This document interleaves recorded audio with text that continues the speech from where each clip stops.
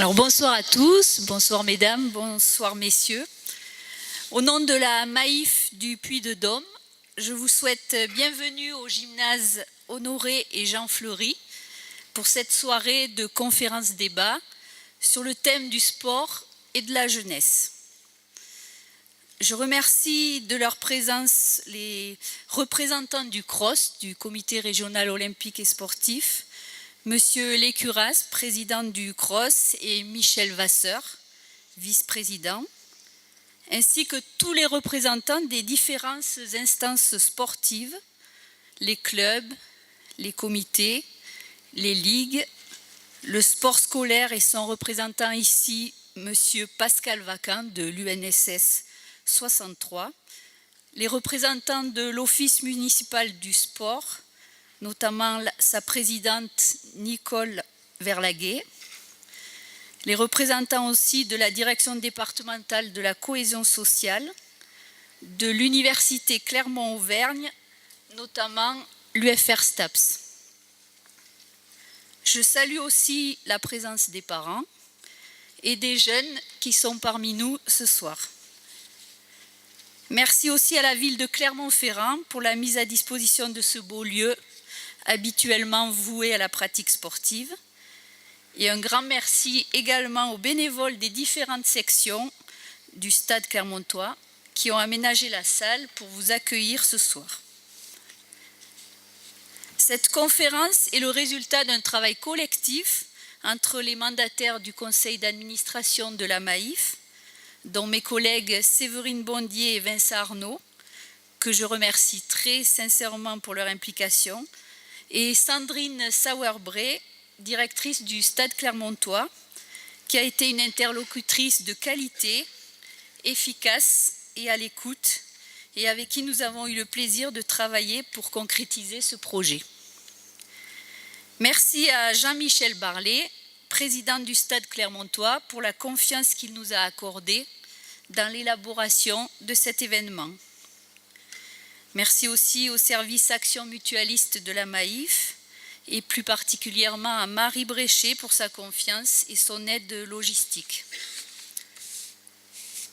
Au-delà de son rôle d'assureur mutualiste, la Maïf met en place et anime des conférences tout au long de l'année dans toute la France, le plus souvent avec des partenaires et aujourd'hui avec le Stade Clermontois Omnisport.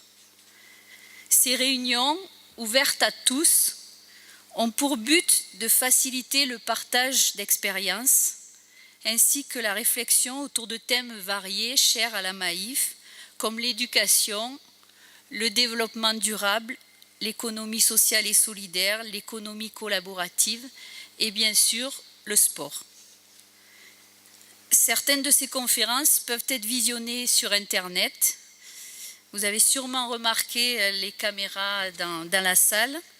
Nous remercions aussi l'agence clermontoise Kinic qui est chargée de filmer cette conférence. Ceci afin que nous gardions une trace de ce moment qui s'annonce riche et passionnant. La conférence ce soir sera animée par Monsieur Olivier Duroy, que je remercie d'avoir accepté cette mission après une demande tardive de notre part. En effet, vous avez vu sur les affiches, c'est Bernard Baudat qui était prévu pour cette animation et il ne peut être là ce soir pour des raisons de santé. Nous pensons bien à lui. La Maïf assure 4000 associations sportives et 8500 clubs sportifs affiliés à une fédération nationale. Elle est partenaire et assureur de grandes fédérations telles que l'aviron, le canoë-kayak, le golf, mais aussi le sport scolaire aux côtés de l'UNSS. La Maïf a décidé depuis fort longtemps d'accompagner le monde sportif et concrétise cette année cet accompagnement en devenant partenaire de la candidature de Paris aux Jeux olympiques et paralympiques 2024. Nous espérons donc que dans 166 jours, le 13 septembre 2017, nous parviendra de Lima une excellente nouvelle pour la France et le sport français. À Clermont-Ferrand, ville sportive où il fait bon vivre, mais aussi ville déclarée apprenante par l'UNESCO, il nous paraissait important, le temps d'une soirée, d'arrêter de courir et de réfléchir ensemble sur la vie des jeunes sportifs, sur leurs projets sportifs et projets de vie, sur leur environnement, famille, club, vie scolaire, vie professionnelle, sur le rôle et la place des personnes qui les encadrent, ou devrais-je dire qui les accompagnent, et aussi sur la notion de réussite. Quelle réussite? Comment évalue-t-on une réussite? Nous avons invité 3 personnes ce soir pour apporter sur ce sujet leur expérience, leur expertise, leur vécu, leur témoignage. Je vous remercie, messieurs, d'avoir accepté cette invitation. Et c'est un plaisir de vous accueillir ce soir parmi nous. Je vais donc donner la parole maintenant à monsieur Barlet. Je ne sais pas où il est là. Donc il va vous présenter plus précisément aussi ses intervenants. Voilà.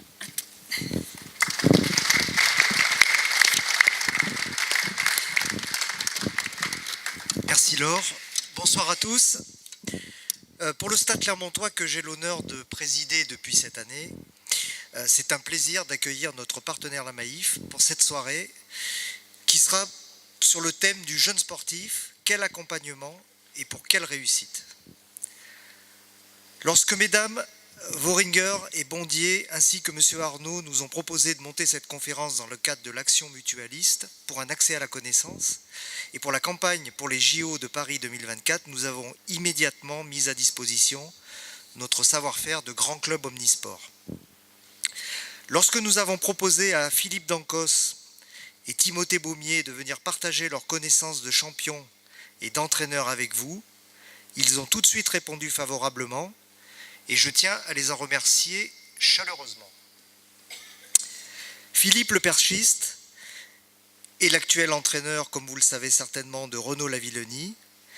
Il est double sélectionné aux Jeux Olympiques de Séoul et Barcelone et stadiste depuis 1978.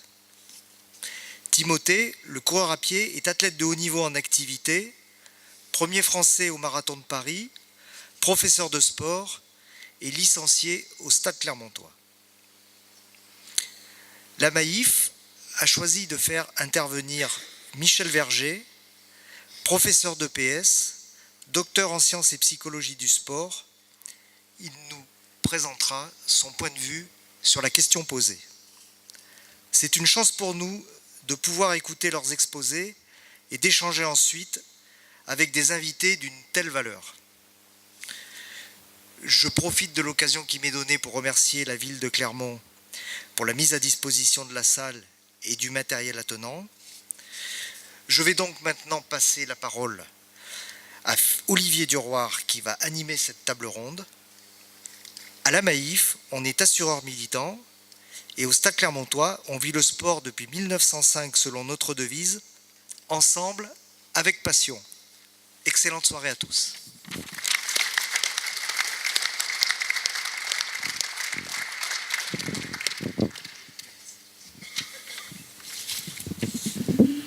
Mesdames, Messieurs, bonsoir à toutes, bonsoir à tous. Soyez les bienvenus dans ce gymnase honoré Jean Fleury. La Maïf et le Stade Clermontois vous accueillent pour cette conférence sur le thème du jeune sportif, son accompagnement, sa réussite. Chacun de nos 3 intervenants se présentera pendant à peu près 15 minutes. Ils nous présenteront leur parcours personnel et professionnel. Chacun rentrera un petit peu plus dans sa spécificité. Timothée nous parlera du parcours d'athlète de haut niveau. Philippe nous parlera également de son parcours d'entraîneur, mais nous présentera les différentes structures fédérales qui peuvent accueillir nos jeunes sportifs. Et Michel nous présentera son expérience universitaire, mais également ses interventions, notamment au sein du centre de formation de l'ASM. Après ces 3 présentations d'à peu près 15 minutes chacune, il y aura un moment d'échange entre nos intervenants, à peu près sur une vingtaine de minutes. Et puis ensuite, ce sera à vous de prendre la parole. On viendra vers vous dans les tribunes et vous pourrez poser toutes les questions que vous aurez envie, qui vous passeront par la tête. Donc n'hésitez pas à prendre des notes au fur et à mesure des interventions. À la fin de cette table ronde, n'oubliez pas, vous avez votre questionnaire de satisfaction que vous pourrez remplir et bien entendu redonner aux personnes qui vous les ont confiées à l'accueil. Et puis on essaiera de tous se regrouper pour une grande photo. Vous le savez, la Maïf est partenaire de la candidature de Paris 2024. Et on va essayer de faire tous ensemble une photo avec le signe de Paris 2024. Je vous le montre déjà, on essaiera de former la Tour Eiffel comme ça. Et on montrera tous ensemble notre soutien à cette candidature. Alors on va commencer d'ores et déjà cette soirée par la première des présentations. Je vais demander à Timothée Baumier de venir au micro.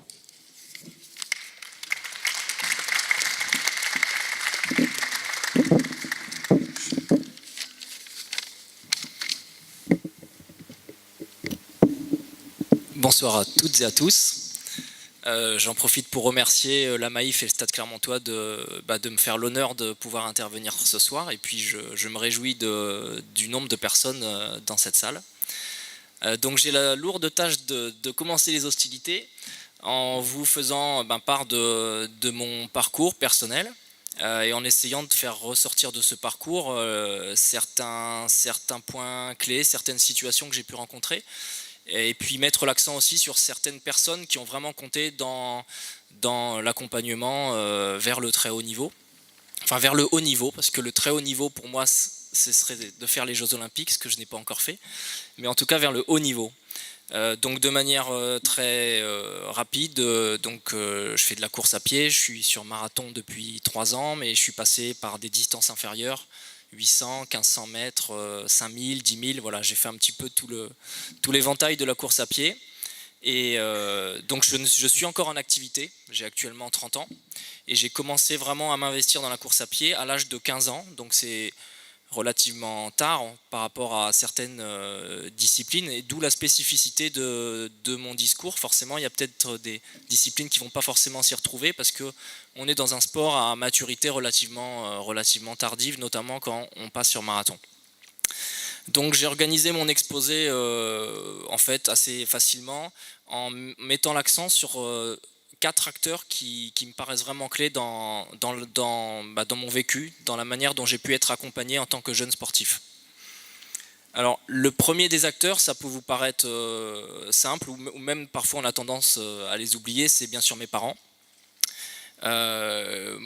Moi, depuis tout gamin, j'ai été fasciné par le sport, et pourtant je ne viens pas d'une famille de sportifs. Donc je ne sais pas si ça relève de l'inné, de l'acquis, j'en sais rien, mais j'ai toujours été attiré par l'événement sportif. Il paraît que le premier mot que j'ai réussi à dire avant papa et maman, c'était balle. Donc voilà, j'ai fait du tennis, du foot, je regardais Roland Garros, j'ai rêvé devant le Tour de France, enfin bon voilà, tout ça. Et mes parents ont eu l'intelligence, je pense, d'écouter, je dirais, mon désir d'activité sportive. Et ils ont eu un comportement, je dirais, à la fois bienveillant, de compréhension de mon investissement. Ils m'accompagnaient dans les compétitions, à certaines compétitions.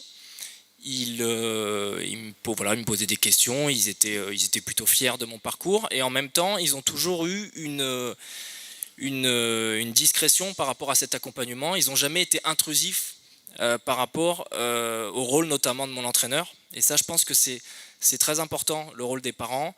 On a mis d'ailleurs, je crois, dans les sacs, il y a une plaquette qu'on a sortie, là c'est dans un contexte professionnel, sur le rôle des parents. Mais je pense que ce juste milieu à trouver entre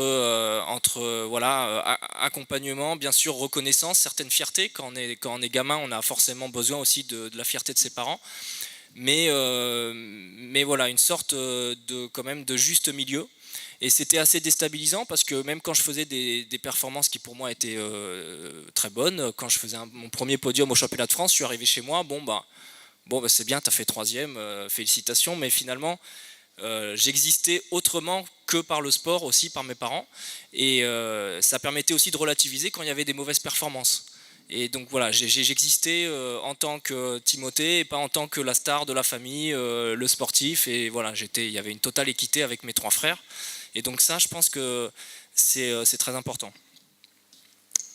Notamment pour les études, où bon, tout n'a pas été rose par rapport à la relation que j'avais avec mes parents, notamment en période de bac, où c'était pas, voilà, il fallait aussi qu'ils remettent les pendules à l'heure de temps en temps, quand l'investissement était trop important. Donc voilà, le premier acteur pour moi, les garants un peu de mon équilibre de vie, et de mes amis d'ailleurs. Mes amis ont toujours été, j'ai toujours eu un cercle d'amis plutôt extérieur au sport, voilà, qui permet d'avoir une bulle d'oxygénation pour sortir de cette pratique.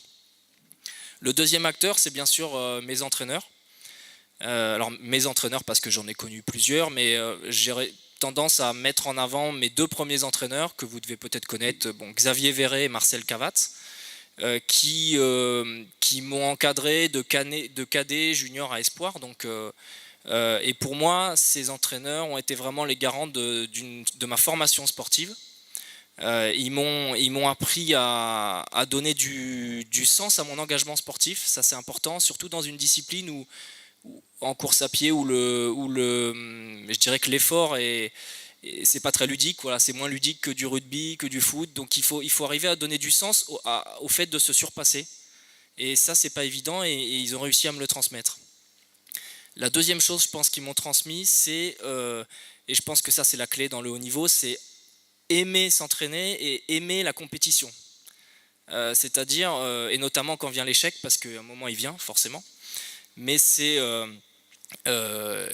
arriver à trouver justement par le stress, par l'excitation, par l'adrénaline, du plaisir en compétition, et arriver aussi à gérer les échecs, c'est-à-dire à en faire une force pour, alors bien sûr, détester la défaite. Je crois qu'à haut niveau on déteste tous la défaite, mais ne pas la craindre. Et je pense que là on a tout gagné quand l'entraîneur arrive à faire passer à l'athlète le fait d'avoir envie d'aller en compétition sans avoir la crainte de perdre, et d'utiliser la défaite pour faire mieux la fois d'après. Donc ça, je trouve que c'était très, très important.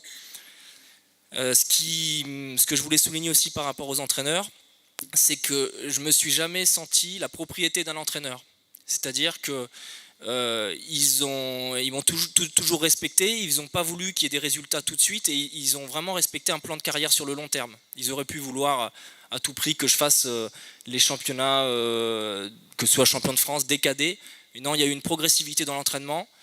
Je m'entraînais 4 fois, 5 fois, puis 6 fois par semaine, et puis 8 fois à partir de quand j'avais 19-20 ans.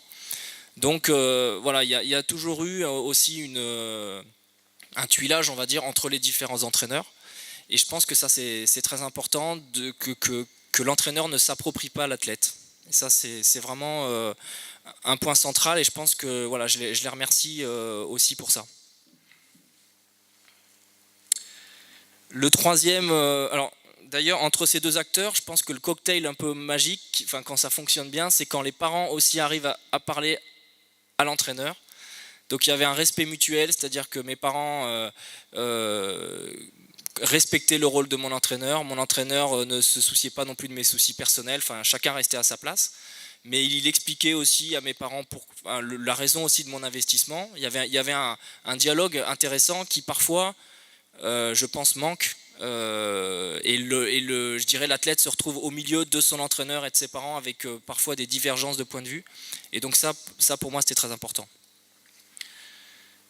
Donc le troisième acteur pour moi, c'est le club, qui est un petit peu le cocon sportif, hein, qui permet vraiment une progression sportive. Donc moi, je suis au Stade Clermontois depuis 2001, hein, depuis que j'ai commencé à courir. Et c'est vraiment un noyau sur lequel j'ai pu m'appuyer. Le groupe d'entraînement, c'est quelque chose de très important, et quel que soit le niveau de ses collègues d'entraînement. Mais connaître cette mixité sociale, connaître bien l'entraide, et puis bon, voilà, c'est un peu une seconde famille, parce que finalement on y passe presque plus qu'avec ses amis ou chez soi. Donc voilà, moi le club, alors c'est le Clermont Athlétisme Auvergne maintenant, hein, puisque le Stade Clermontois fait partie du Clermont Athlétisme Auvergne. Ils m'ont toujours soutenu moralement, ils ont toujours mis en avant mes résultats, donc il y a toujours eu une reconnaissance qui était importante. Le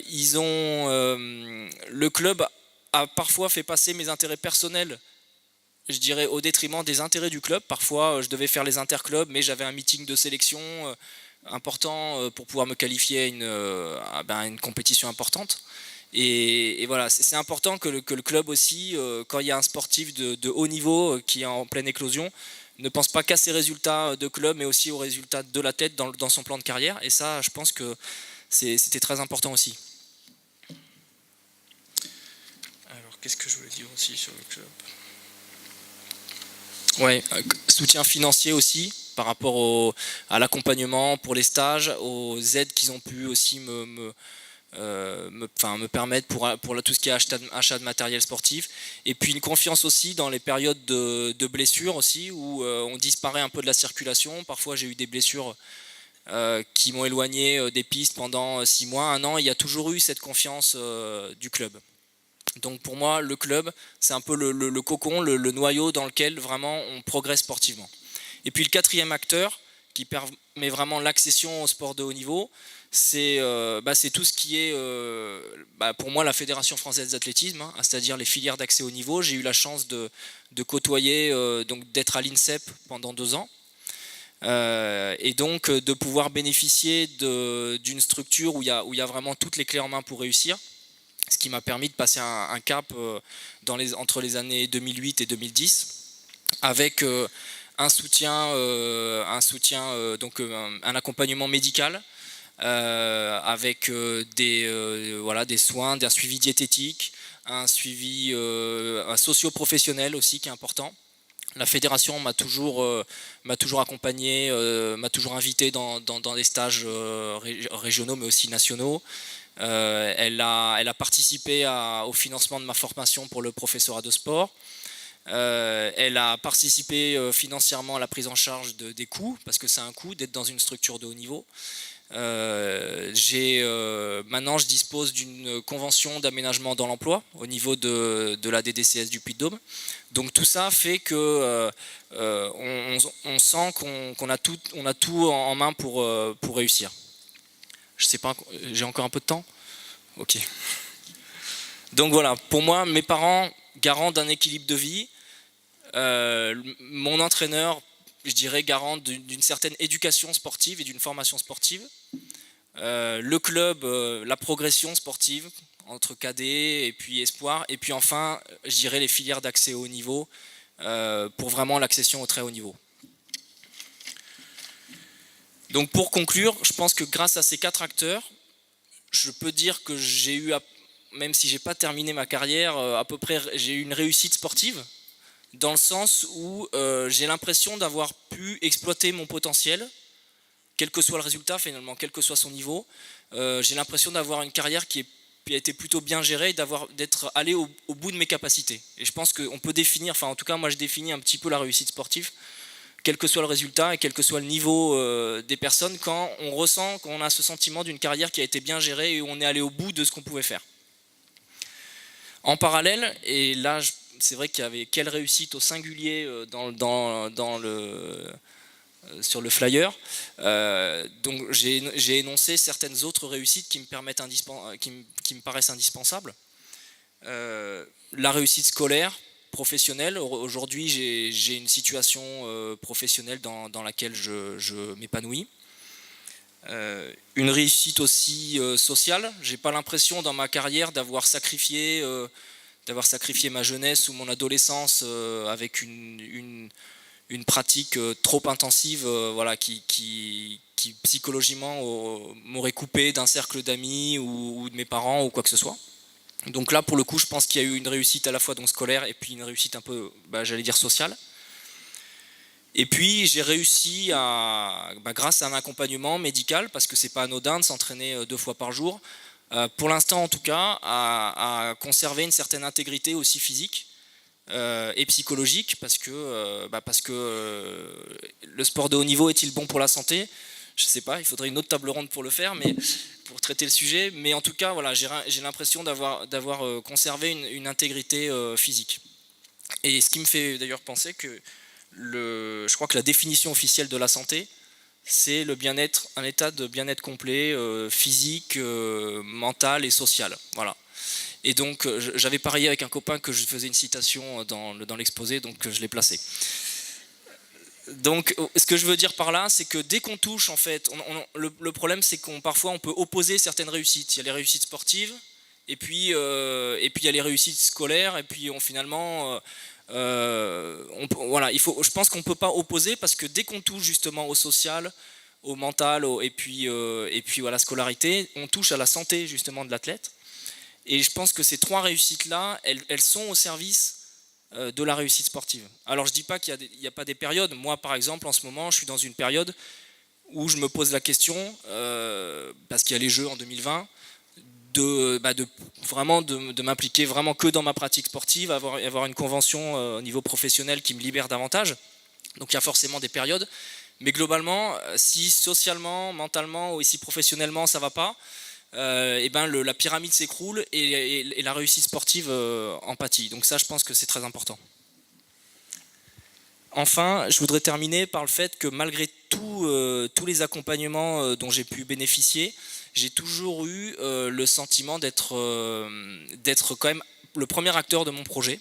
Alors je ne sais pas si c'est bien ou pas. Moi, je trouve que c'est très structurant dans le sens où on a beau être accompagné par des gens, il faut apprendre à gérer. Voilà, il faut apprendre à gérer le quotidien. La journée, elle fait que 24 heures. Il faut apprendre à gérer les contraintes professionnelles, sportives. Et on se construit vraiment en tant qu'homme, enfin homme avec un grand H, dans ce parcours-là. Je pense que c'est d'autant plus vrai dans un sport individuel. Je me trompe peut-être. Peut-être que dans un sport co, on est peut-être plus accompagné du fait du staff, etc. Mais peut-être que je me trompe. Et dans un sport à maturité tardive, où justement il faut gagner sa vie. Je ne suis pas dans un sport où on gagne facilement sa vie, donc il faut faire des choix. Et j'ai connu beaucoup de gens qui, je pense, étaient plus doués que moi, qui avaient des meilleures capacités que moi, mais qui n'ont pas à un moment fait les choix de vie, les sacrifices, ou qui n'ont pas choisi le bon entraîneur, qui n'ont pas fait les bons choix de carrière. Donc l'accompagnement, oui, il fait beaucoup, mais il faut, l'acteur premier, c'est quand même le sportif qui doit arriver à gérer tout ça. Voilà, merci Timothée. Même dans la gestion du timing, il est dans la performance. Merci beaucoup. Alors nous allons poursuivre ce quart d'heure de présentation avec Philippe Dancos. Je lui laisse la parole. Il y a une chance sur 15 que je sois dans les temps. On va y veiller. Bon, tout d'abord, merci de m'avoir invité. Je ne suis pas coutumier de ce genre d'intervention. Je fais beaucoup de choses sur le saut à la perche. On me demande beaucoup de parler de saut à la perche, de réussite, d'athlétisme. Là, ça me touche en premier chef parce que moi, je suis un petit gars de Clermont qui a passé la moitié de ma vie au stade Philippe Marcambe, donc tout ça, ça me parle. Donc, je suis né dans le sport. Je suis né dans le sport puisque ceux qui me connaissent le savent sûrement. J'ai un papa qui était champion. Donc mon père a été triple sélectionné olympique et a été recordman d'Europe du saut à la perche.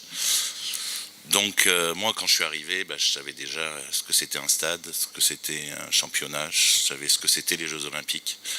Je crois que dès tout petit je me suis dit, alors c'est très bête, mais j'avais envie de ressembler à papa, quoi. Donc toute ma jeunesse a été guidée par ça. On va parler d'accompagnement tout au long de la soirée. Juste un truc, mon père ne m'a jamais entraîné, mais mon père a toujours été présent.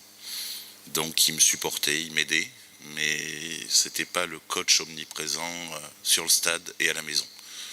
Donc ça, je pense qu'on en parlera peut-être un petit peu dans le déroulé, mais on était assez loin de tout ça dans la famille. On était sportifs, mais on n'était pas non plus, comme disait Timothée tout à l'heure, trop intrusif par rapport à la pratique. Donc j'ai eu la chance d'être bien encadré quand j'étais au Stade Clermontois. J'ai eu des très bons coachs, des Jean Maillère, des François Juillard, des Alain Troncal, qui s'occupaient des petits à l'époque. C'est-à-dire que je crois que c'est bien aussi parce qu'il y avait une époque où je dirais que les meilleurs coachs s'occupaient des plus jeunes. Maintenant, on a tendance à donner des troupeaux de gamins à des étudiants STAPS qui seront forcément des gens de grande qualité, mais qui n'ont pas toujours cette expérience. Donc moi, je leur tire mon chapeau parce qu'ils ont été pour beaucoup dans ma petite réussite sportive. J'ai poursuivi ma carrière avec bon, dans mon cas, beaucoup de blessures, des parcours parfois un peu aléatoires, parfois je confondais un peu le jour et la nuit, donc j'étais pas toujours très compétitif quand il fallait. Mais j'avais cette motivation au plus profond de moi. Donc j'essayais d'être présent quand il fallait. J'ai réussi à faire 2 Jeux Olympiques, faire 2 championnats du monde.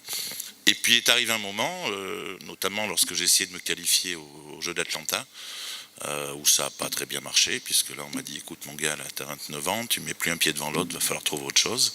Et c'est un truc auquel je n'avais pas pensé. Je me dis tiens mais ouais, qu'est-ce que je vais faire maintenant quoi. Donc là il y a des gens qui m'ont aidé, il n'est pas dans la salle mais beaucoup de gens le connaissent, c'est Bertrand Rioux, qui était à l'époque, qui travaillait à Jeunesse et Sport et qui m'a dit bah tiens il y a un truc pas mal là pour les anciens sportifs de haut niveau un peu comme toi qui savent pas trop quoi faire dans les années à venir. Il y a un concours d'entrée pour entrer à l'INSEP, pour faire une formation, pour faire professeur de sport, ce qu'a fait Timothée également. Et donc j'ai eu la chance d'intégrer l'INSEP qui m'a permis de me former.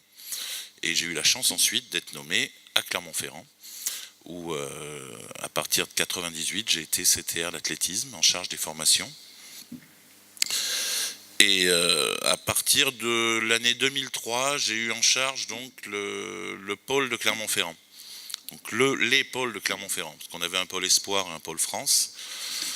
Donc des filières de haut niveau. C'est un peu ce dont je vais vous parler tout de suite pour essayer de voir qu'il y a quand même l'État et les fédérations ont quand même mis en place des structures pour accompagner les jeunes sportifs dans les meilleures dispositions possibles, suivant les moyens justement de ces structures. Aujourd'hui, je suis entraîneur national en charge du haut niveau, au saut à la perche. Je m'occupe de Renaud Lavillenie, je m'occupe également de Stanley Joseph qui était sélectionné olympique. J'ai entraîné jusqu'à l'an dernier les meilleures françaises. Je n'entraîne plus les meilleures françaises parce que j'ai essayé de trouver des solutions meilleures pour elles et sûrement meilleures pour moi. Au jour d'aujourd'hui, je crois que je bosse dans le truc que je connais le mieux, c'est une grande chance. J'ai réussi à avoir un parcours qui n'a pas été tout le temps linéaire, parce que c'est jamais linéaire ce qu'on fait dans la vie, mais il y a eu des périodes où je me demandais un peu à quoi je servais. Quand on vous demande d'aller faire des formations au Krebs de Vichy le dimanche qui pleut et que vous, votre truc c'est l'entraînement, bon, c'est pas toujours facile, il faut passer un peu par là, mais je me suis toujours plu dans ce que j'ai fait et je me plais encore plus aujourd'hui. Donc ça, c'était un peu mes expériences personnelles. Ça fait depuis 2003 que je m'occupe d'une structure de haut niveau qui est un pôle France, qui s'appelle maintenant Centre National d'Expertise, qui va encore s'appeler autrement si on arrive à garder le label. Notre savoir-faire, je crois qu'il est apprécié par tous, mais bon, il faut qu'on continue à se battre. Nos résultats sportifs plaident pour nous, mais il n'y a pas que ça. Il faut savoir que en France, la France n'est pas l'Angleterre. Les lois sur le sport, elles sont assez récentes. Les premières lois sérieuses sur la pratique sportive, c'est 75 et 84. Donc des lois qui régissent un peu le rôle des fédérations. Et notamment les lois de 84 sur le sport qui est reconnu comme intérêt général. Jusqu'avant, il ne se passe pas grand-chose.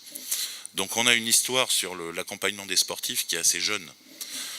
Donc toutes les filières qu'on a mis en place après sont des structures assez jeunes.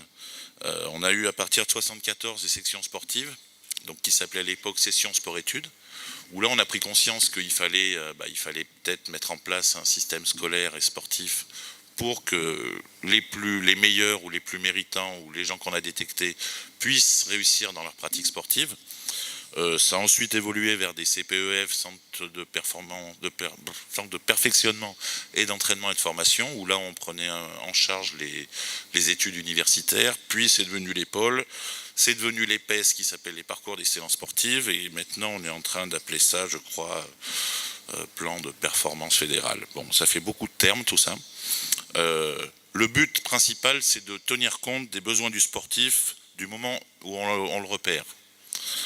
Et ça jusqu'à l'aboutissement de sa carrière, même si ça doit dépasser sa carrière. Alors ça, c'est des grands mots, ça veut dire qu'on doit s'occuper des gamins dans le sens, au sens sportif, mais au sens de leurs études, au sens de leur vie d'homme, et durant toute leur carrière sportive, voire même après.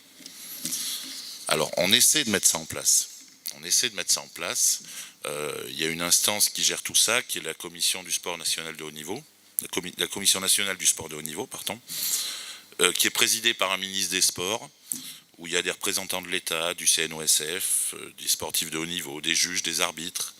Et cette commission détermine les critères d'accession aux listes de haut niveau. Quand on parle de l'accompagnement des jeunes sportifs sur les filières, on ne peut pas négliger le fait qu'il y a des listes de haut niveau. Et c'est déjà un premier critère. C'est-à-dire que si vous n'êtes pas sur liste de haut niveau et que vous voulez rentrer à l'INSEP ou au pôle de Clermont-Ferrand, eh ben, ça va être compliqué. Donc cette commission émet également son avis sur le nombre de sportifs de haut niveau inscrits.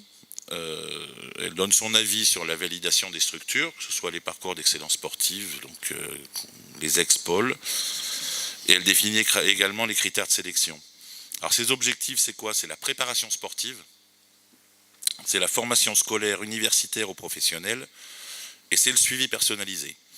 Alors maintenant, on est sur ce qu'on appelle un triple projet. Donc c'est des choses très ambitieuses. Ça veut dire que le gamin qui va rentrer en structure, on va s'occuper d'en faire un champion s'il a les qualités, s'il a la chance, l'opportunité. On va s'occuper de sa formation scolaire et universitaire et on va s'occuper d'en faire une personne bien et épanouie dans la vie. Si ça marchait tout le temps, ça serait fantastique. C'est ce que les gens essaient de mettre en place. Malheureusement, c'est pas toujours très facile. Pourquoi c'est pas facile? Parce que vous allez être confronté à un problème qui sera déjà le problème des structures. Vous voulez faire de la perche, vous pouvez venir à Clermont-Ferrand. Il n'y a pas de souci, il y a des entraîneurs, il y a du matériel, il y a une très belle salle, il y a des champions. Par contre, si vous voulez faire de la perche et que vous voulez faire, je ne sais pas quelle étude qui ne serait pas, par exemple, proposée à Clermont-Ferrand, ça va être plus compliqué. Donc il y a forcément un moment où l'athlète, le jeune, il a un choix à faire. Et ce choix, il est forcément cornélien. J'ai envie de faire Polytechnique, j'ai les moyens de faire Polytechnique, et je peux faire 5,80 m à la perche. Alors je vous cite un exemple qui peut vous paraître con, mais c'est arrivé. C'est-à-dire qu'on est sûrement une des seules disciplines où on a eu des champions du monde universitaires qui étaient polytechniciens. C'est-à-dire qu'on a eu 2 petits gars qui faisaient 5,80 la perche, 2 jumeaux en plus, et qui ont fait Polytechnique.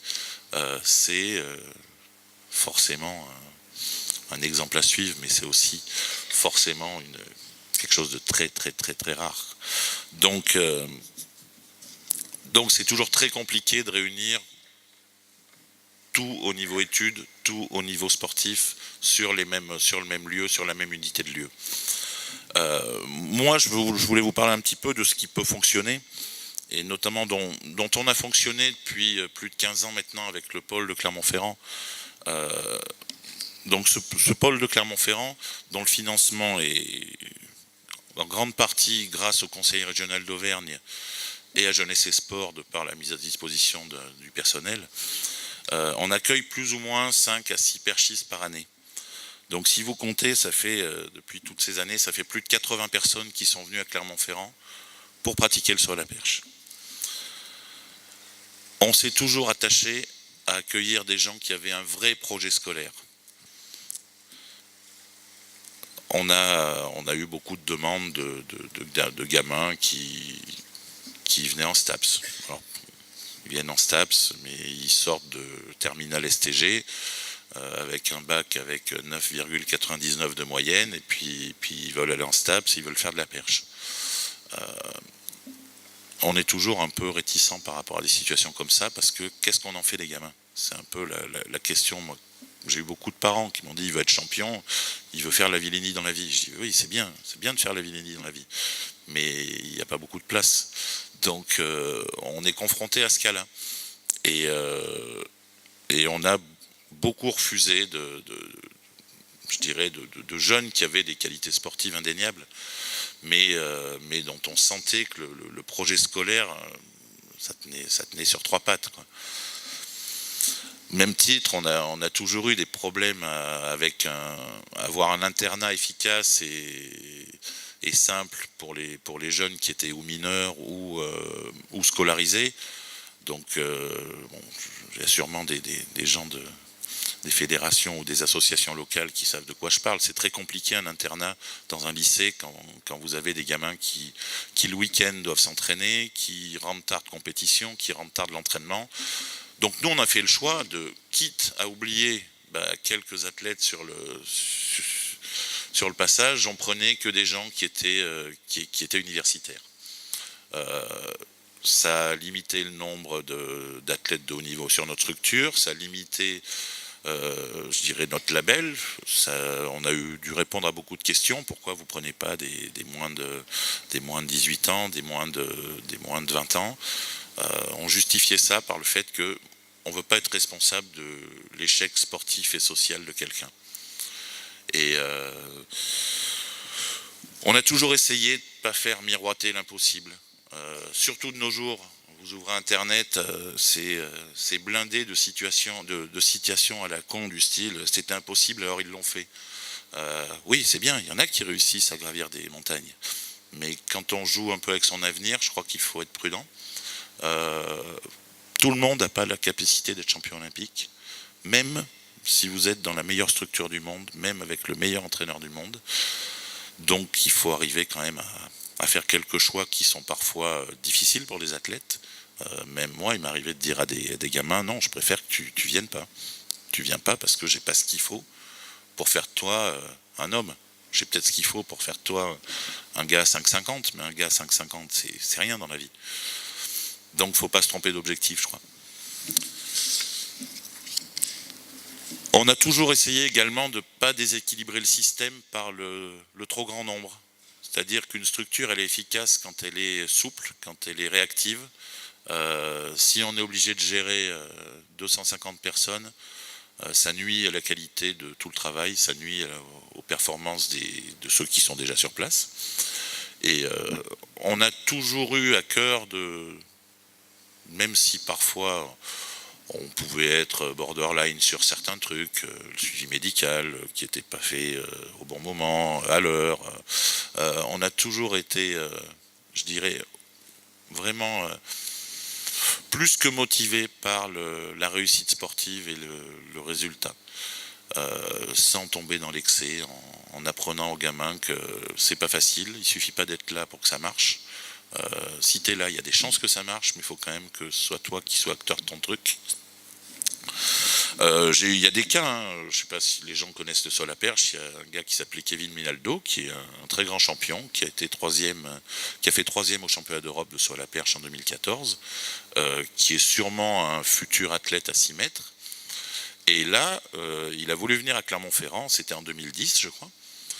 Il était jeune, il était déscolarisé, la fédération me l'a un peu imposé, en me disant, voilà, c'est un gars, il faut le mettre à côté de la Villénie parce qu'il va être champion, parce qu'il va être bon. Moi, je prenais des cas de fer, je me disais, ce gars-là, il est en échec scolaire, vous me l'envoyez, il connaît personne, il est mineur. Alors les parents étaient à bloc, oui, il n'y a pas de souci, il prend un appartement. J'ai dit à la mère, je crois que dans 2-3 mois, il va revenir chez vous. Bon, je ne me suis pas trompé de beaucoup, il est arrivé au mois d'octobre, il est reparti au mois de mars. Mais heureusement qu'il est reparti. Parce qu'il a pu ensuite intégrer l'INSEP qui pouvait lui proposer une formation qui correspondait à peu près à ce que lui avait envie de faire. Et il a pu continuer à mener son projet sportif dans de très bonnes conditions. Après, il y a forcément dans ces systèmes de filières, il y a des choses il y a des athlètes qui passent à travers les mailles. J'ai la chance d'entraîner un très grand champion. Quelqu'un de hors norme qui, je pense qu'il s'est fait tout seul. C'est-à-dire que c'est un gamin qui, quand il avait 14 ans, il voulait être champion olympique. Il était 12e des championnats de Charente. Tout le monde se foutait de lui. Ce gars-là, jamais il aurait pu être détecté par qui que ce soit. Même le plus grand, le plus malin, le plus aiguisé des yeux de Maquignon. C'était un gars qui faisait à peu près les performances que font les filles au même âge quand il était jeune. Son frère, que j'entraînais également, qui a fait 5,80 m, qui a été médaillé au championnat d'Europe Espoir, sautait 4,40 m en junior. Alors pour ceux qui ne connaissent pas le saut à la perche, 4,40 m en junior, vous ne faites pas une médaille au championnat d'Europe junior féminin avec ça. Donc ça veut dire que c'est des gens qui jamais n'auraient été recrutés par qui que ce soit. Donc il faut quand même avoir toujours, je pense, des portes ouvertes pour des éclosions un peu plus tardives. La limite des systèmes, ça peut être aussi les faux doubles projets. Michel vous parlera peut-être de natation, mais bon, moi je connais bien l'INSEP, hein, j'ai vu plein de gens qui faisaient des formations à l'INSEP. Je pense qu'ils faisaient surtout natation comme formation. Je me dirai si je me trompe, mais les faux doubles projets, on en a vu plein. Le danger, c'est quoi? C'est de se retrouver à 35 piges en train de passer un BPJEPS animation, quoi. Alors c'est bien, mais ça nourrit pas son homme, quoi. Il y a d'autres trucs qui sont un peu complexes, c'est un peu l'uniformisation intersport et interdiscipline. Il faut que tout rentre dans le même moule. On a des soucis dans des sports ou des disciplines comme les lancers ou le marathon, où c'est pas à 20 ans qu'on va être compétitif, c'est un peu plus tard. Donc est-ce qu'on accepte de laisser du temps aux gens? Malheureusement, on n'accepte pas beaucoup de laisser du temps aux gens. Alors après, c'est assez marrant parce que chez nous, on se retrouve dans des situations où on ne s'est pas occupé de lancer pendant des années. On s'est aperçu que c'était plus compliqué les lancers. C'était des gens qui devenaient bons à l'âge de 30 ans, 32 ans. Donc qu'est-ce qu'on fait maintenant? On fait des plans lancés. Donc on remet du pognon pour faire plein de stages, pour aller en Allemagne, essayer de voir pourquoi les autres sont meilleurs. Mais c'est des choses qu'il faut quand même arriver à intégrer. Tout le monde... toutes les disciplines n'arrivent pas, proposent pas les champions au même âge, à la même période. Et c'est un peu le souci des filières, c'est que c'est très uniformisé. Je vous prends un exemple, le cas de l'INSEP. Alors l'INSEP, c'est quelque chose d'exceptionnel dans le paysage français, en termes de structure, en termes de suivi médical, de suivi social, d'études.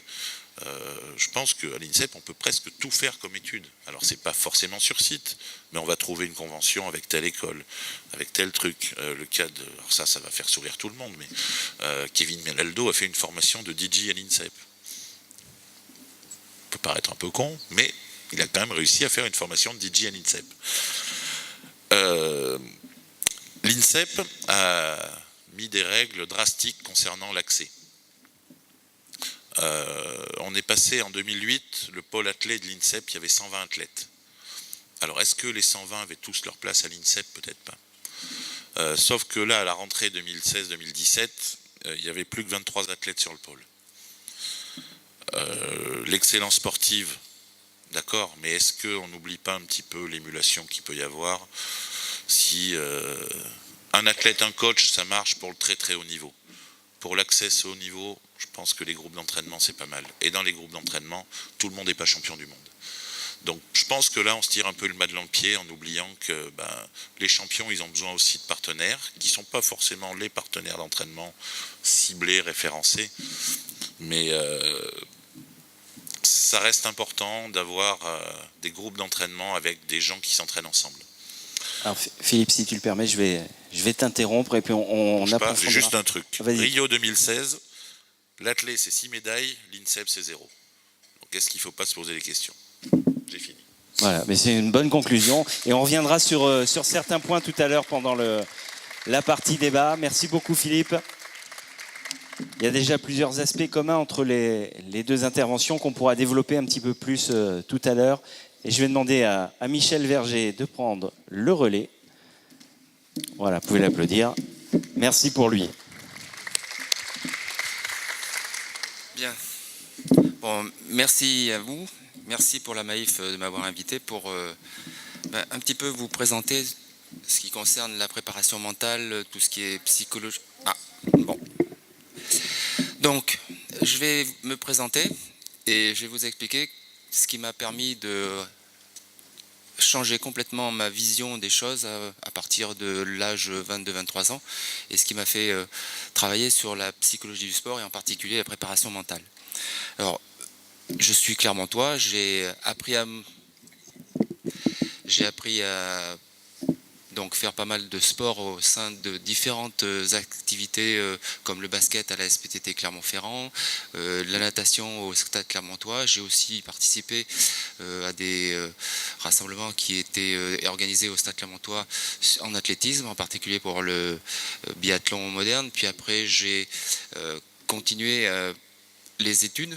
Et c'est à ce moment-là où j'ai rencontré des difficultés qui étaient de faire un choix.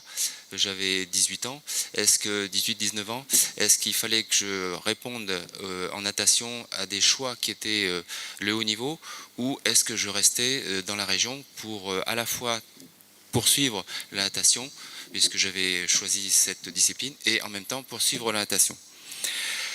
Alors, en ce moment, la natation, alors j'ai accepté de rester. J'ai pas choisi de partir en particulier dans un club qui était le club de Marseille, qui est très connu actuellement, et qui était quand même un problème. C'était accepter de changer l'environnement dans lequel j'étais habitué à vivre et aller dans un club qui était à l'époque, qui restait, mais qui était à l'époque une structure pour le haut niveau, avec tout un tas de choses intéressantes d'un côté, mais qui faisait qu'on ne pouvait pas faire autre chose que de nager. Alors ensuite, il m'est arrivé de poursuivre les études et de devenir enseignant. Puis en même temps, parce qu'à l'époque, c'était dans les années 78, il n'y avait pas, la jeunesse au sport n'était pas tout à fait avec les mêmes contraintes, je dirais, qu'elle l'a connue par la suite. J'étais donc enseignant d'éducation physique, et j'avais le choix soit de devenir enseignant dans le cadre de collège, comme professeur d'éducation physique, ou le choix de devenir enseignant détaché à l'époque sur un pôle qui était... j'avais le choix sur plusieurs structures, et j'ai là aussi refusé pour rester sur la région, mais parce que j'avais un petit peu peur de tenter l'aventure à l'époque d'être entraîneur. Donc j'ai préféré, si vous voulez, c'est peut-être pas très courageux, j'ai préféré rester dans le cadre d'un collège parce que j'avais remarqué que dans le cadre de l'enseignement, l'entraînement, c'était relativement compliqué. Donc je suis resté sur place et j'ai créé un club qui est le club de Chamalières, c'était le club des nageurs de Chamalières. Puis après j'ai participé à la fusion avec la structure montferrandaise qui disparaissait.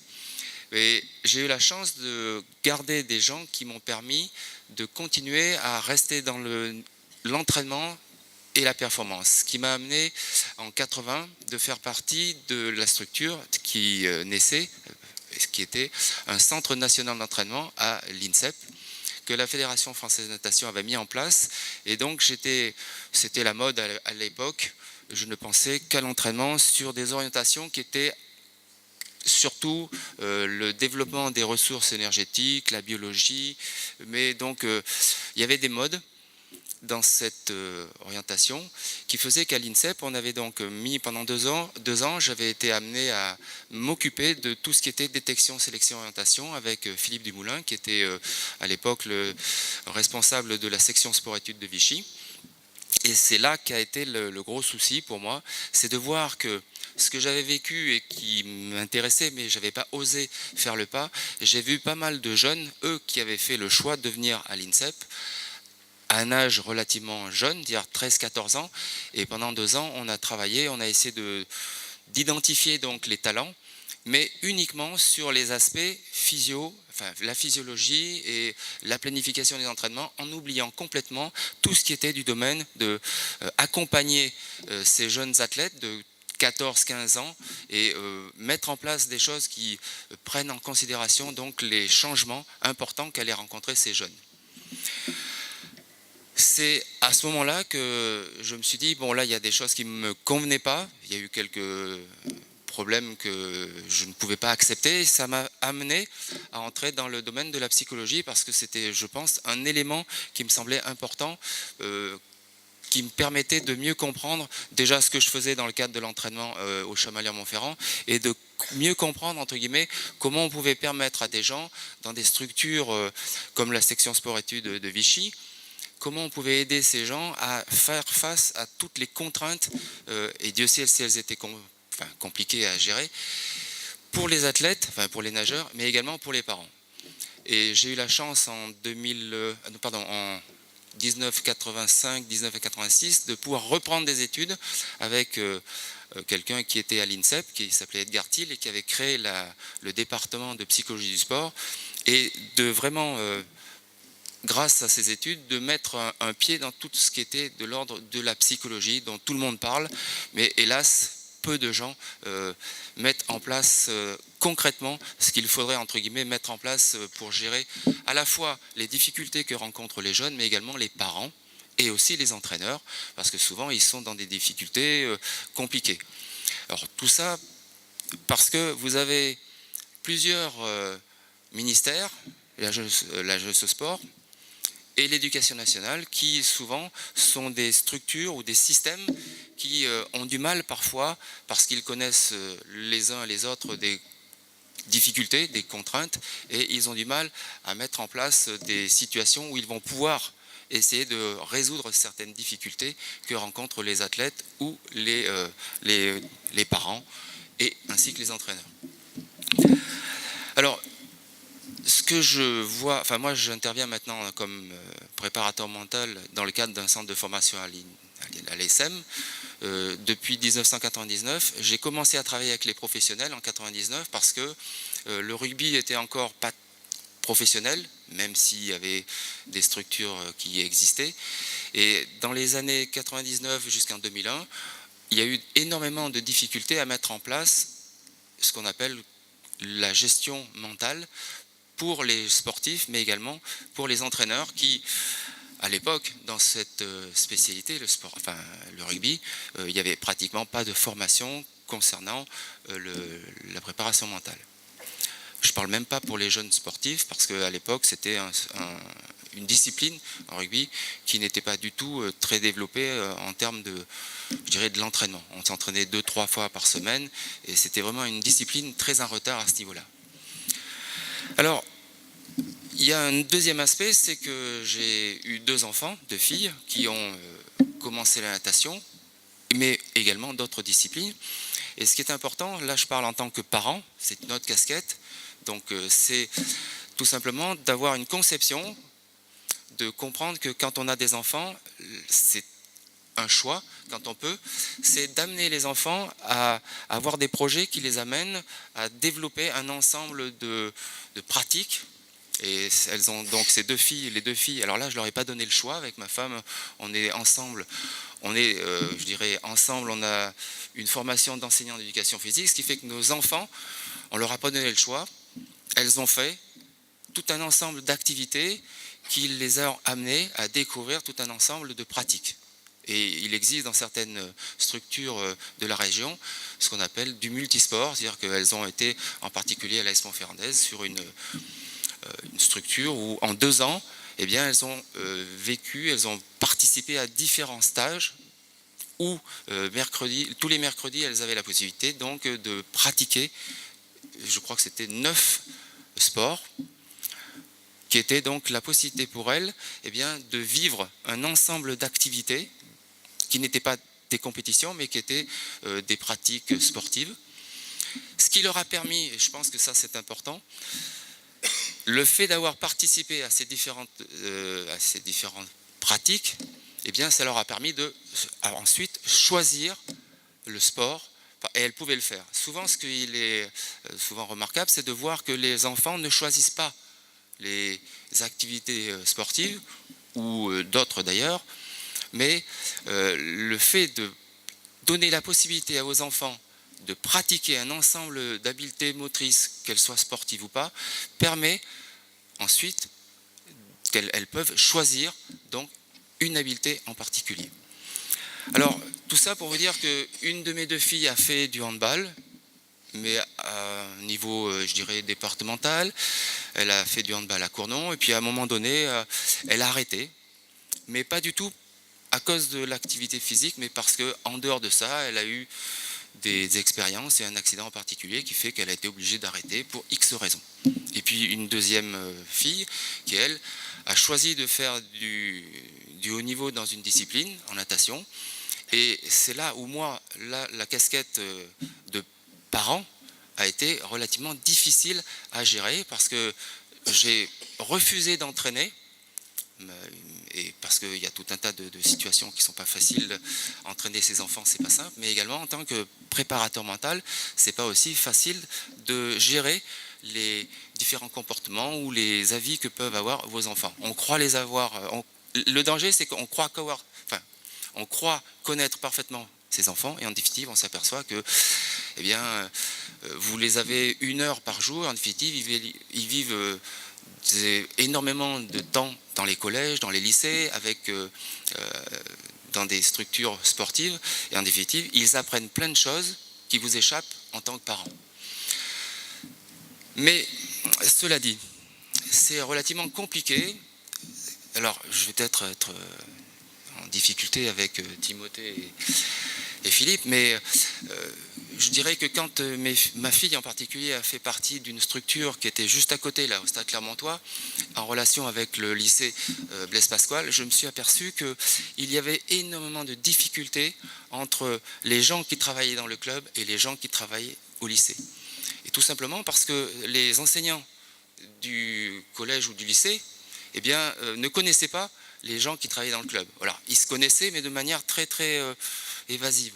Il y avait très peu de réunions qui amenaient ces gens à se connaître, à échanger et faire en sorte que, eh bien, quand les emplois du temps, par exemple des compétitions, étaient sur place et les entraînements étaient définis avec des programmes de compétition particuliers, eh bien, le lycée n'était pas au courant. Parce que l'entraîneur ou les dirigeants du comité ne donnaient pas les informations aux enseignants et en disant voilà, à tel week-end ils partent, etc. Ce qui fait que les enseignants n'étant pas au courant, eh bien, il y avait des problèmes liés avec ces enfants qui étaient le lundi, ils avaient des examens qui faisaient que quand ils rentraient de 2-3 jours de compétition, ils étaient en difficulté. Et énormément de difficultés apparaissaient, et ce que nous en préparation mentale on appelle des choses qui sont des non-dits. Par exemple, les entraîneurs apprenaient de manière, pas souvent, ils apprenaient, c'est que par exemple quand vous aviez des nageurs qui ne trichaient pas et d'autres qui trichaient, donc vous aviez dans les vestiaires ou dans les déplacements des comportements que personne voyez, vous avez des nageuses, là c'était pas ma fille, hein, c'était une autre nageuse qui a fait des Jeux Olympiques et qui s'est retrouvée en difficulté dans des vestiaires parce que ses camarades l'insultaient, lui crachaient dessus parce qu'elle ne trichait pas quand il y avait une série à faire, à répéter 10 fois, elle le faisait et le groupe de nageurs qui était avec elle, eh bien, n'était pas d'accord parce qu'ils avaient d'autres façons de voir les choses, d'autres projets, et ça créait des difficultés, des conflits internes qui se passaient au niveau des vestiaires ou dans des compétitions, mais les entraîneurs n'étaient pas tenus au courant ou face à ces différents moments, eh bien, n'avaient pas la possibilité de faire face et laisser, entre guillemets, eh bien, la loi de la jungle prendre le dessus. Donc, rien n'est simple. Et quand j'étais parent, j'étais obligé d'intervenir auprès de certains entraîneurs, pas pour critiquer, mais pour les aider. Et pendant 1 an, par exemple, dans le club de Chamalières, on a avec une collègue qui était à l'UFR STAPS de Clermont-Ferrand, qui était spécialiste dans la nutrition, eh bien, on a mis en place des réunions régulièrement. On a amené les enfants à participer à ces réunions avec les parents, avec les entraîneurs. On a fait la même chose avec le lycée Blaise Pascal, où, par exemple, pour la nutrition, on s'est aperçu qu'on a été obligé de faire une étude intéressante montrant, par exemple, qu'il y avait des déséquilibres au niveau de la nutrition et que ces déséquilibres, c'était le repas de midi. Le repas de midi, eh bien, tout simplement, ces enfants étaient prioritaires en théorie qu'en pratique, ils passaient toujours derrière devant les grands des écoles préparatoires, ceux qui préparaient tout un tas de concours. Et lorsqu'ils arrivaient pour les moments de la cantine, eh bien, il n'y avait plus à cause ils n'avaient jamais ce qui était prévu au niveau de le choix à manger, etc. Donc, nous avons réalisé des réunions avec ce lycée. Alors, pour vous dire que sur le papier, c'était facile, tout le monde était d'accord, mais lorsqu'il fallait faire la réunion, eh bien, on se retrouvait sans les entraîneurs, qui n'avaient pas le temps pour X contraintes, sans les enseignants du lycée, on se retrouvait, à l'époque, on se retrouvait avec le proviseur de l'époque, le médecin et 1 ou 2 parents. Et c'était toujours difficile de mettre en place ces réunions, et souvent, on échouait pour résoudre les problèmes que rencontraient ces enfants qui étaient, alors c'est pas du tout comme l'athlétisme, en natation c'est plutôt des jeunes très très tôt qui rentrent dans une démarche où on s'entraîne très vite, en 6e, 6 à 8 fois par semaine, ce qui est assez énorme. Donc vous avez des contraintes qui sont compliquées, on s'entraîne tôt le matin, donc il faut que là aussi les parents s'organisent pour amener les enfants. Ensuite, il y a donc des apports nutritionnels qu'il faut prévoir, donc, parce que quand on s'entraîne tôt le matin, il faut que le petit déjeuner avant et après soit pris en charge. Il faut qu'il soit capable d'envisager qu'est-ce que l'on prend après pour que vers 11h, 11h30, il n'y ait pas des problèmes de fatigue qui apparaissent, etc., etc. Donc c'est ces réunions-là que l'on a mis en place durant l'année et qui ont permis aux parents de savoir comment on gère ces problèmes de nutrition, comment on fait pour gérer les échecs que l'on rencontre ou les réussites, sans rentrer dans des problèmes de conflit avec les entraîneurs. Et même chose pour les entraîneurs, je trouve qu'il y a certaines formations dans le cadre de l'entraînement, je l'ai vécu personnellement, qui oublient certains éléments qui sont vraiment incontournables. Tout le monde parle de la préparation mentale, tout le monde prépare, psychologiquement, et quand on regarde la formation des entraîneurs, on s'aperçoit que c'est vraiment quelque chose qui est mis de côté en général. Et ce qui fait que concrètement sur le terrain, eh bien, on a des grosses difficultés avec, dans certaines fédérations, eh bien, énormément d'abandon. Et quand on a des entretiens avec ces jeunes qui abandonnent, on s'aperçoit qu'ils sont très très nombreux à abandonner, pas parce qu'ils n'aiment pas le sport qu'ils pratiquent, mais parce qu'il y a tout un tas de choses qui ne sont pas envisagées sérieusement au cours des moments dans lesquels ils rentrent quand ils veulent aborder des structures où il y a de la performance. À l'AS Montferrandez, en 2002-2003, donc j'ai plutôt orienté le travail que je faisais avec le centre de formation qui avait été mis en place. Et le thème que l'on aborde tout de suite s'est avéré encore plus criant à cause d'un match contre le Racing Club, c'était le Toulon, et où sur le dimanche après-midi, un match a lieu et une bagarre générale a lieu entre les joueurs et les parents qui sont rentrés se battre sur le terrain. Et là, on s'est aperçu, alors hormis le fait qu'il y a des règlements qui font que l'AS Montferrandez allait écoper de certaines amendes, on va dire, on a réfléchi avec les entraîneurs et en particulier avec les gens du centre de formation sur comment mettre en place ces fameuses réunions pour faire en sorte que les parents soient aidés à résoudre les problématiques qu'ils rencontrent, aussi bien dans le rêve qu'ils peuvent avoir, comme leurs joueurs. Les parents, vous avez un exemple de choses qui est développée par la jeunesse au sport, tu en as parlé tout à l'heure Timothée, c'est le fait que vous avez différents types de parents qui sont dans le modèle qui vous est présenté. Eh bien, il faut aider les parents parce que c'est le seul métier qui n'est pas appris ni à l'école ni à l'université. Et quand vous êtes parent et que vous avez des enfants qui réussissent, on peut comprendre que certains parents aient envie d'aider leurs enfants. Et là, le problème, c'est comment on peut aider ces gens-là à ne pas mélanger leurs rôles. Ils ne sont pas entraîneurs, ils sont parents. Et donc, il faut amener les parents et les entraîneurs et les dirigeants à réfléchir concrètement sur le terrain, pas uniquement avec des plaquettes, mais aller sur le terrain et travailler ce type de relation. Si on ne fait pas ça, ça devient très très compliqué, surtout lorsque les enfants font des choix sur le haut niveau. Et par exemple en rugby, à l'AS Montferrandez, même si ces gens sont dans des filières jusqu'au bac, après le bac ça devient extrêmement compliqué parce que ceux qui ont la chance d'être professionnels ne peuvent plus continuer des approches au niveau des filières universitaires, c'est quasiment impossible. Moi j'ai une fille qui a fait l'INSEP, je peux vous assurer que jusqu'au bac, la structure INSEP est remarquable en termes de gestion des emplois du temps avec les emplois du temps scolaire. Après, soit vous faites des filières de type STAP ou professeur de sport, soit des orientations sur la communication, mais toutes les autres filières universitaires deviennent très très compliquées. Et quand on regarde par exemple la natation et ce que font les nageurs de haut niveau des équipes de France, pour moi c'est une réelle catastrophe.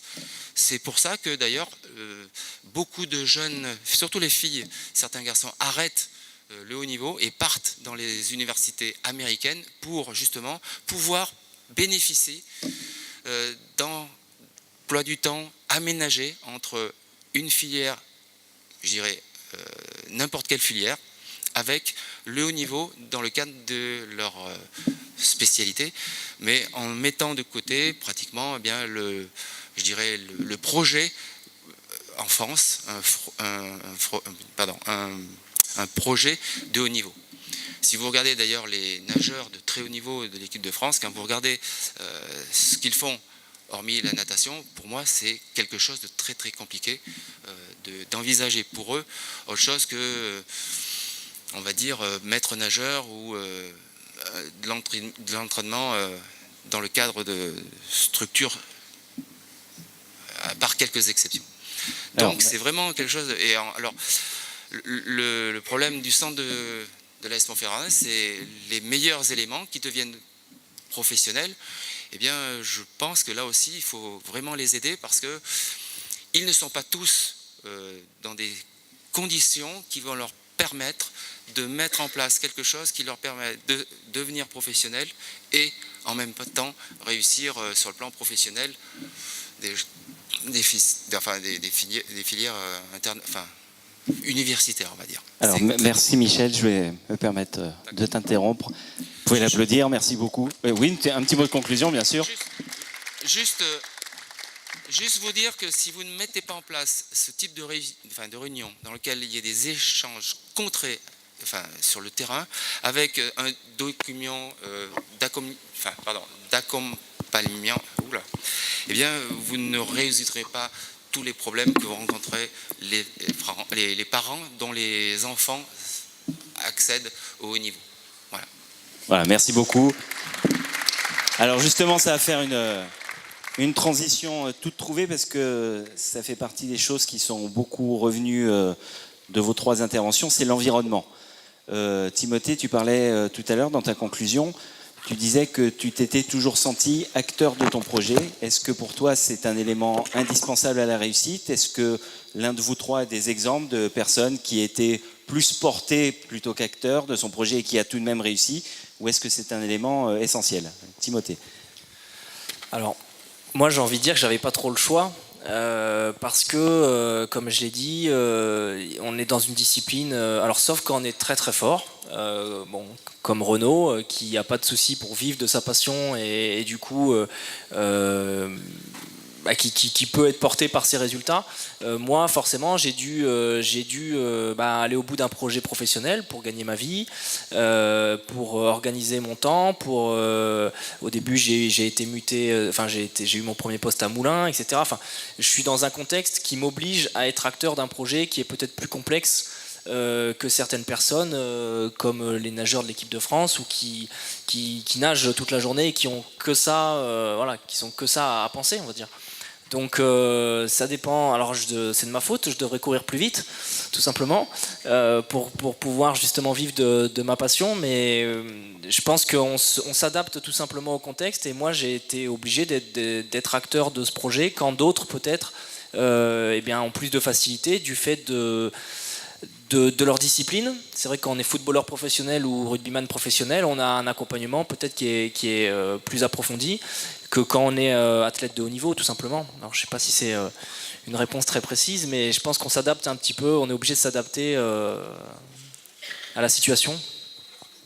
Alors Philippe, est-ce que dans ton parcours tu as des exemples, tu peux récupérer le micro, voilà, qui était sur le pied. Merci. Est-ce que dans ton parcours, tu as des exemples d'athlètes qui sont parvenus à leurs objectifs sans être forcément acteurs de leur projet? On avait, comme on le disait tout à l'heure, les parents qui poussaient derrière ou un environnement. Je crois sincèrement que si le gamin il n'a pas au fond de lui cette envie de réussite, il n'y a aucune chance que ça marche. On peut avoir, ce que je disais tout à l'heure, le meilleur coach du monde, les parents derrière, bon, c'est bien, ça peut aider. Mais je crois que le premier truc, c'est quand on se lève le matin, c'est d'avoir envie que ça marche, quoi, et d'avoir envie de réussir. Et ça, malgré tout l'accompagnement qu'on peut avoir autour, si tu l'as pas au fond de toi, au fond de tes tripes, au fond de ton cœur, tu seras jamais bon. Donc, dans une pratique de haut niveau. Après, si on est sur je dirais de la pratique sportive, même de niveau régional, c'est autre chose. Mais un gars qui veut être champion, si le matin il pense pas qu'il veut être champion, il sera jamais champion. Ça, c'est incontournable. Enfin, du moins, je pense. Alors, Michel, tu nous parlais tout à l'heure d'un exemple de bagarre générale qui impliquait les parents. Est-ce que c'est quelque chose qu'on voit de plus en plus fréquemment? Est-ce que c'est pas une des dérives du sport de haut niveau, sur certains sports de plus en plus médiatisés? Est-ce que c'est un constat ou c'est juste un hasard, cette bagarre? Ou est-ce que sur certains sports, type foot, rugby, qui sont très médiatisés, on constate un peu plus d'implication des parents et peut-être moins de projets personnels du sportif?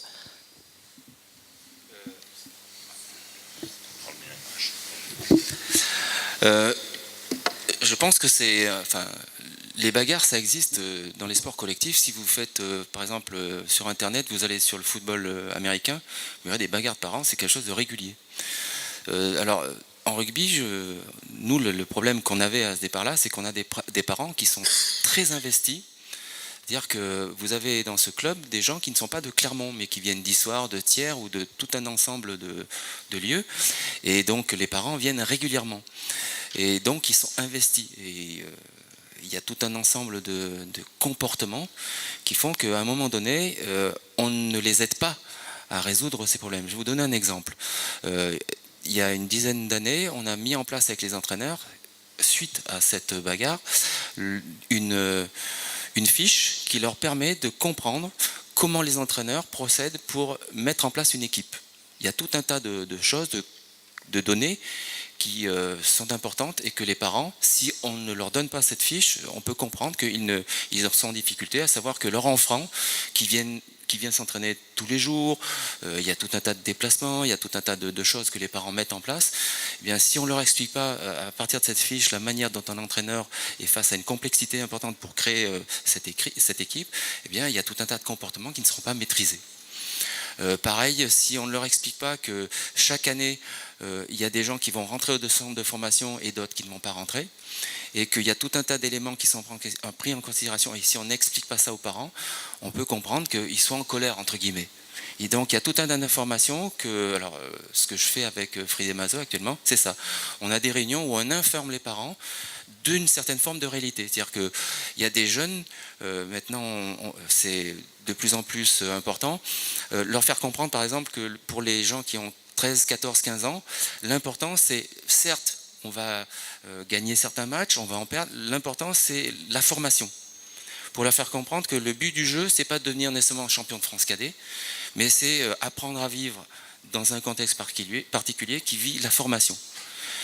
Et ça existe même chez des jeunes qui sont à 18-19 ans. Par exemple, Arthur Itiria, pendant 6 mois, on lui a carrément interdit de jouer des matchs et il n'a fait que de la formation au niveau physique et mental pour aborder, parce qu'il était plein de qualités identifiées par les entraîneurs, mais il fallait être très très prudent parce qu'il fait partie de ces gens qui ont besoin de temps, c'est-à-dire qu'ils ont une maturité lente, donc pour les préparer à être un professionnel, sur le plan professionnel, on a carrément arrêté les matchs pendant 6 mois pour l'orienter sur un travail mental et physique.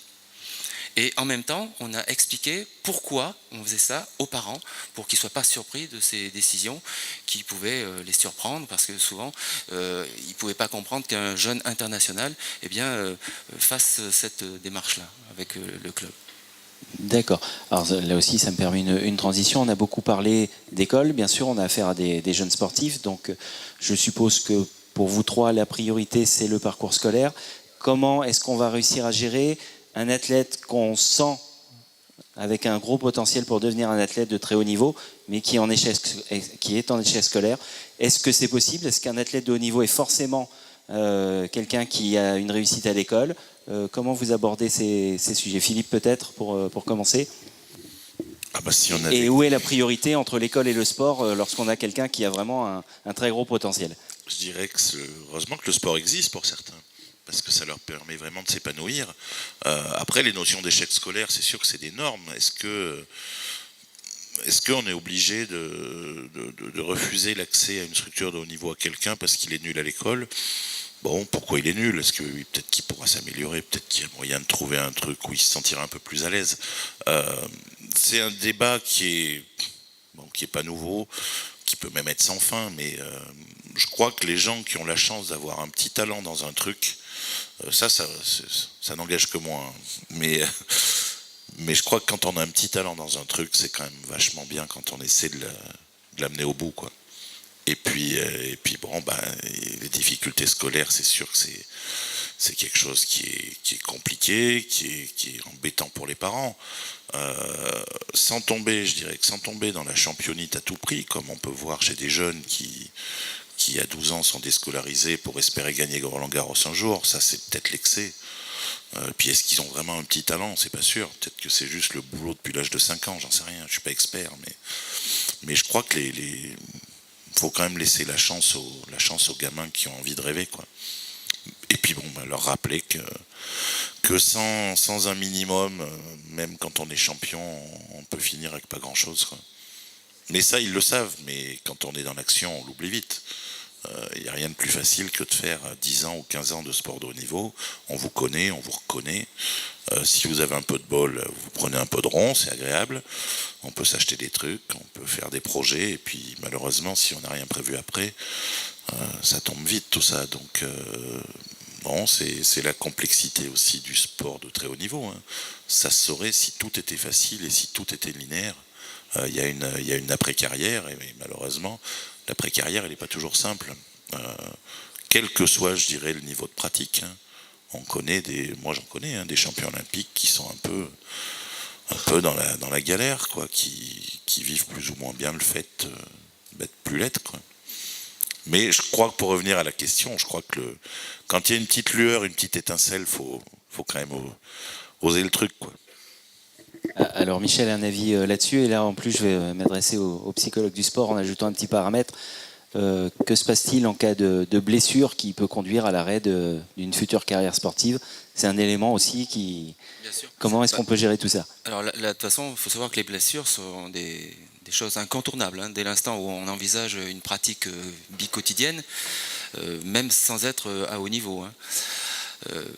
Pour moi, la blessure, c'est une chance, parce que c'est là qu'on a le temps de pouvoir travailler sur le plan mental, aussi bien avec les gens qui sont blessés qu'avec les parents. Et là, je parle pas nécessairement de très très haut niveau, hein. Parce que c'est là qu'on a donc la possibilité de travailler des habiletés qui généralement ne sont pas travaillées sérieusement. Or, la blessure, c'est la possibilité de vraiment organiser le mental de ces gens pour apprendre à mettre en place des habiletés qui vont l'aider à récupérer et pour redevenir performant dans ce qu'il a à faire. Alors par contre, il y a des choses qui sont encore à travailler. C'est en rugby, par exemple, on a un gros souci de plus en plus, c'est les commotions cérébrales. Et là, il faut apprendre aux gens. Alors là, quelque chose qui est assez surprenant, mais quand vous avez des jeunes en cadet, nous on a dans ce sport depuis quelques années, on les identifie, les commotions cérébrales. Eh bien, il faut savoir que c'est comme les muscles. La seule différence, c'est qu'il faut aller voir les gens qui enseignent dans les lycées qu'une commotion cérébrale, c'est comme un muscle, et il faut là aussi du repos. Dire qu'il faut, donc c'est le rôle n'est pas uniquement sur les sportifs, mais également sur l'environnement, les parents et les enseignants, pour leur faire comprendre que quand vous avez un gamin qui est touché par une commotion cérébrale, il faut qu'il